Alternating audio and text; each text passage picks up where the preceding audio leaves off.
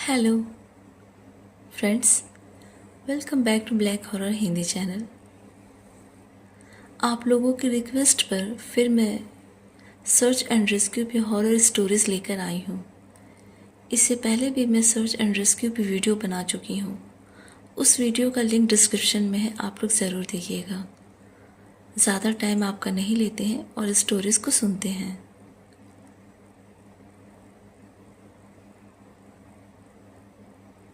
ये स्टोरी हमारे चैनल के सब्सक्राइबर शगुन भेजे हैं, जिन्हें ये स्टोरी रेडिट से मिली है।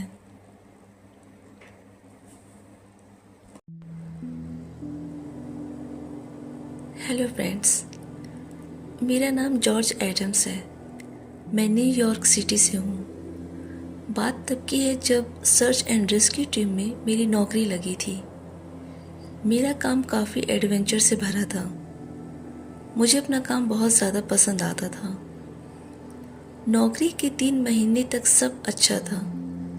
फिर एक दिन मुझे जंगल से एक फॉरेस्ट रेंजर का कॉल आया, जिसने बताया कि जंगल में हमेशा किसी न किसी की लाश बहुत बुरे हाल में पाई जाती है और बहुत सारे लोग तो लापता होने के बाद भी नहीं मिले हैं। मैंने अपने बॉस से परमिशन ली और अपनी टीम के लिए 6 लोगों को सेलेक्ट किया और अगले दिन हेलीकॉप्टर से जंगल के लिए निकल गए। हम जंगल में पहुंचे। वहां हमने शाम तक फॉरेस्ट ऑफिस में रेस्ट किया और शाम को ही अपने सामान और कुछ वेपन्स और फॉरेस्ट रेंजर के साथ जंगल में चले गए। 3 घंटे तक हम लोग वेपन्स के साथ जंगल में ही घूमते रहे। फिर हमें एक बड़ी सी गुफा नजर आई। हम गुफा के आगे रुके। हमें लगा इस गुफा में लापता हुए लोगों का कुछ तो सुराग मिलेगा।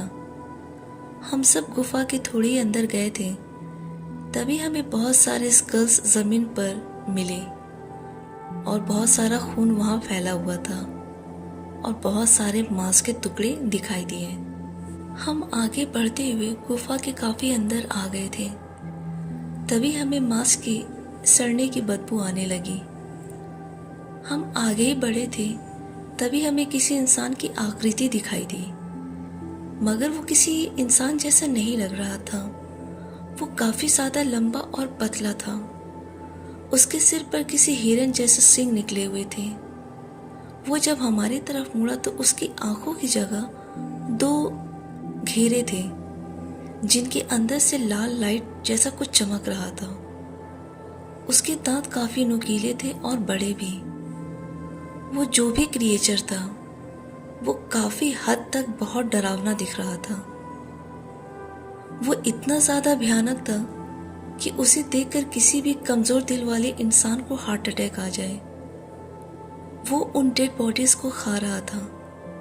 हमने बिना कुछ सोचे समझे उस क्रिएचर पर नॉन स्टॉप फायरिंग करना स्टार्ट कर दिया, मगर उस क्रिएचर पे बुलेट्स का कोई भी असर नहीं पड़ रहा था। इसके बाद उसने हम पर अटैक करना शुरू किया। वो क्रिएचर काफी फुर्तीला था। वो इतनी तेजी से हमारी टीम के लोगों की जान ले रहा था। मैं समय को ना गंवाते हुए अपने बचे हुए 2 लोगों के साथ वहां गुफा से भागना शुरू किया और वहां से हम भाग निकले थे। गुफा से निकलने के बाद हम लोग पहाड़ों की तरफ भागे। उस क्रिएचर ने हम 7 लोगों में से 4 लोगों को मार दिया था और हम सिर्फ 3 लोग बचे थे। हम लोग पहाड़ के सबसे ऊपरी हिस्से पर पहुंचे। वहां हमने देखा कि नेटवर्क आ रहा है।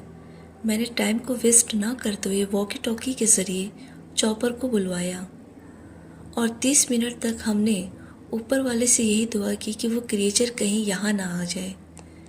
बीच बीच में उसके चिल्लाने की आवाज़ें आ रही थी, जैसे वो हमारे आसपास ही हो।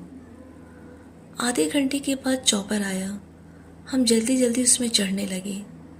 तभी जो सबसे लास्ट में जो चढ़ने वाला था, वो जैसे ही रस्सी के जरिए चॉपर में चढ़ने लगा, तभी उस क्रिएचर ने उस पर हमला कर दिया और उसे जंगल में खींच कर के ले गया। वो मंजर मेरे लिए काफ़ी दिल दहला देने वाला था। इसके बाद मैंने सर्च एंड रेस्क्यू का जो जॉब था उसे छोड़ दिया और अपना बिजनेस स्टार्ट किया। मैंने अपने हाई ऑफिसर को इस बारे में बताया, लेकिन उन लोगों ने इस बात को डिस्क्लोज करने से मना कर दिया कि हम इस बारे में कहीं भी बाहर बात नहीं करेंगे। मैं उस मंज़र को बिल्कुल नहीं भूल सकता हूँ। उस दिन का जो यादें हैं वो मेरे जहन में अभी भी बहुत ताज़ी हैं। दोस्तों, इस स्टोरी में जैसे उस ऑफिसर ने उस क्रिएचर का डिस्क्रिप्शन दिया है, उससे देख करके तो साफ समझ में आ रहा है कि वो क्रिएचर कोई और नहीं, वेंडिगो है।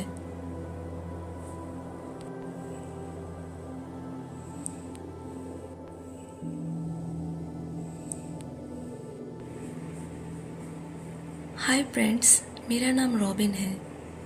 मेरा काम सर्च एंड रेस्क्यू का है। बात को ज़्यादा आगे ना बढ़ाते हुए मैं सीधी घटना पर आता हूँ। एक दिन हमारे पास हमारे चीफ का ऑर्डर आता है कि एक गांव है, उस गांव का नाम बताते हैं और बोलते हैं कि वहाँ पे कुछ लोग जो घूमने आए थे अचानक वो सब घायल हो रहे हैं। क्यों घायल हो रहे हैं कोई नहीं जानता है। ये सुनते ही और ऑर्डर मिलते ही हम अपना सारा ज़रूरी सामान ले करके इमिडिएटली 2 बड़े बड़े हेलीकॉप्टर से उस गांव के लिए निकल जाते हैं। उस गांव में पहुंचकर हमने देखा कि वो गांव बिल्कुल वीरान था। उस गांव के सभी घरों और दुकानों पर बहुत सारे अजीब से सिंबल्स बने थे, जिनका न जाने क्या मतलब था। हम थोड़ा आगे ही चले थे, तभी हमें कुछ ह्यूमंस के स्कल्स दिखाई देते हैं, जिनके सिर पर ब्लैक लिक्विड का साइन बना हुआ था, जिसे ब्लैक मैजिक का भी साइन माना जाता है। बहुत घूमने के बाद भी हमें वो घायल लोग नहीं मिले। फिर हम कुछ घरों पर नॉक किए, पर किसी ने भी घर के दरवाजे को नहीं खोला। उस गांव में घर भी ज़्यादा नहीं थे, बस गिने चुने कुछ घर थे। फिर हम सिंगल डिवाइड होकर उन घायलों को ढूंढने का डिसीजन लिए। मैं उन लोगों को ढूंढने के लिए साउथ डायरेक्शन में गया। तभी मैं एक छोटे से घर के अंदर गया, जिसमें एक लड़की मुझे घायल अवस्था में मिली। मैंने जल्दी से उसे सपोर्ट देकर उठाया। तभी मुझे अपने पीछे से एक रूह को जमा कर रख देने वाली आवाज आई।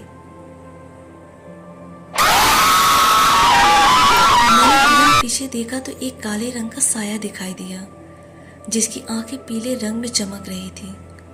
उसे देखकर मैं न जाने क्यों काफी ज्यादा डरने लगा। मैं उस लड़की को लेकर वहां से भागा। सही डायरेक्शन में दौड़ने के बाद भी न जाने क्यों मैं उस घर के आगे आकर बार बार रुकता। ऐसा करके मेरे 10 राउंड हो चुके थे। उस लड़की की हालत पहले से भी काफी ज्यादा बिगड़ चुकी थी। अब मुझे वो साया मेरे सामने ही दिखाई दे रहा था, जिससे मैं बचकर इतनी देर से भाग रहा था। तभी मैंने जीसस क्राइस्ट का ध्यान किया और एक बार और वहां से भागा, पर इस बार मैं सही लोकेशन पर आकर पहुंचा। तब तक मेरी टीम के जो लोग थे वो काफ़ी सारे घायल लोगों को रेस्क्यू करके हेलीकॉप्टर में बैठाकर मेरा ही वेट कर रहे थे।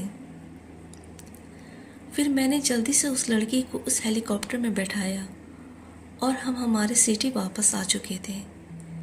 इसके बाद उन घायल लोगों को हॉस्पिटल ले जाया गया। उन लोगों ने सही होने के बाद बताया कि नेट पर उस गांव के बारे में सुनकर वो सब यहाँ अपना वेकेशन मनाने आए। यहाँ आते ही उनके साथ अजीब अजीब हरकतें होने लगी। इसके अलावा उन्हें कुछ भी याद नहीं। ये सब सुनकर मुझे अजीब लगा। आखिर ये सब कैसे पॉसिबल था? पर मैंने जो देखा उसे मैं कभी नहीं भूल पाऊंगा, जिसमें उस पीली आंख वाली काली परछाई और उसकी आवाज को तो बिल्कुल भी नहीं। मुझे लगता है कि शायद उस काली परछाई ने उन लोगों को हिप्नोटाइज कर दिया होगा, इसलिए लोगों को कुछ भी याद नहीं है।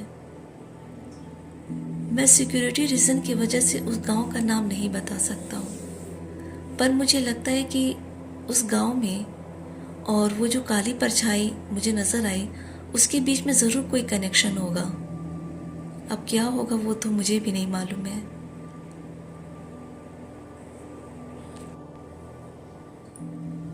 दोस्तों, चैनल पे बाय थैंक्स का बटन इनेबल है। अगर आपको इस चैनल पे स्टोरीज अच्छी लगती है और आप चैनल को सपोर्ट करना चाहते हैं तो आप अपनी खुशी से इस चैनल को थैंक्स भेज सकते हैं। हमें बहुत अच्छा लगेगा और हमें बहुत मोटिवेशन मिलेगा।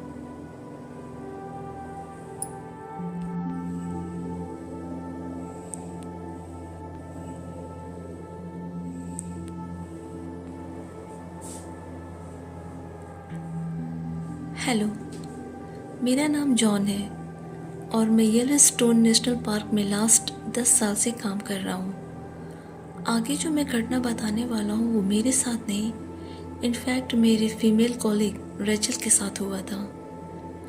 रेचल बताती हैं कि 2 बार उसका इनकाउंटर ब्लैक आइड चिल्ड्रन के साथ हुआ था।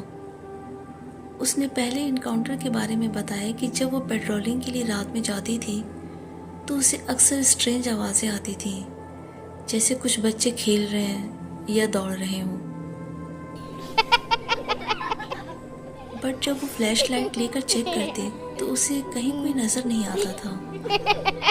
दूसरे इनकाउंटर को उसने बताया कि एक दिन वो नेशनल पार्क के ऑफिस में बैठी थी। रात के करीब 12 बज रहे थे। उसे एक फैमिली का कॉल आता है जो वहाँ कैंपिंग के लिए आए थे। वो फैमिली बहुत ज़्यादा घबराई हुई थी और रो रहे थे। वो लोग बता रहे थे कि उनका 10 साल का बच्चा उन्हें कहीं मिल नहीं रहा है। वो टेंट में सोया हुआ था। रेचल अपने एक मेल कॉलीग के साथ वहाँ इमीडिएटली जाती है। रेचल और वो कॉलीग अलग अलग डायरेक्शन में उस बच्चे को ढूंढते हैं, बट वो बच्चा कहीं नहीं मिलता है। वो फैमिली बहुत ज़्यादा रोते हैं। रेचल उस बच्चे को सर्च करते हुए एक साइड के घने जंगल के काफी अंदर चली गई थी। उसे बच्चे के हंसने की आवाज आती है। वो इधर उधर देखती है बट कुछ नजर नहीं आता है। फिर सडनली रेचल के पीछे से किसी बच्चे के रोने की आवाज आती है। वो पीछे मुड़कर देखती है कि एक बच्चा वहां खड़ा था। रेचल को लगता है कि ये वही गायब बच्चा है जिसे हम सब ढूंढ रहे हैं। रेचल उस बच्चे के पास जाती है, उससे बात करने की कोशिश करती है, बट वो बच्चा कुछ भी नहीं बोलता है। वो बच्चा गुर्राने लगता है। रेचल को बहुत हैरानी होती है कि ये बच्चा क्यों गुर्रा रहा है। फिर वो बच्चा रेचल पर अटैक कर देता है और अपने लंबे नाखूनों से रेचल को नोचने लगता है। रेचल चिल्लाने लगती है और तुरंत अपनी गन निकालती है। वो देखती है कि उस बच्चे की आंखें पूरी काली हो गई है और मुंह के दांत बहुत नुकीले हो गए हैं, जैसे किसी जानवर के होते हैं। ये देखते ही रेचल बहुत ज़्यादा डर जाती है और उस लड़के के ऊपर फायरिंग करने लगती है। वो बच्चा ज़मीन से 20 फीट ऊपर हवा में छलांग लगाता है और हवा में ही गायब हो जाता है। ये देखकर रेचल कुछ सेकंड्स के लिए बिल्कुल शॉक्ड हो गई थी। फिर कुछ सेकंड्स के बाद वहां से चिल्लाकर भागती है। वो अपने सुपीरियर को इमीडिएटली कॉल करके सारी घटना बता देती है। हम लोग तुरंत अपनी रेस्क्यू टीम लेकर वहां पहुंचते हैं। हम लोग रेचल को संभालते हैं और बच्चे को फिर से ढूंढते हैं, बट वो गायब बच्चा कहीं नहीं मिलता है। 3 दिनों तक सर्च ऑपरेशन चला था, बट वो गायब बच्चा नहीं मिला। उस बच्चे के पेरेंट्स का रो रो कर बुरा हाल हो गया था। इधर रेचल ने सभी को बताया कि उसका सामना ब्लैक आइड किड्स से हुआ था। रेचल ने आगे बताया कि वो ब्लैक आइड किड्स छोटे वैम्पायर ही होते हैं और वही उस गायब बच्चे को अपने साथ ले गए होंगे। हमें उस गायब बच्चे का बहुत ज़्यादा दुख होता है। इस घटना के बाद रेचल कुछ दिनों के लिए लीव पर चली गई थी। मेंटली वो डिस्टर्ब रहने लगी थी। उसे नॉर्मल होने में कुछ दिनों का वक्त लगा था। व्यूअर्स, ब्लैक आइड किड्स पे मैं डिटेल्स में एक वीडियो बना चुकी हूँ। उसका लिंक डिस्क्रिप्शन में है, आप सब ज़रूर देखिएगा।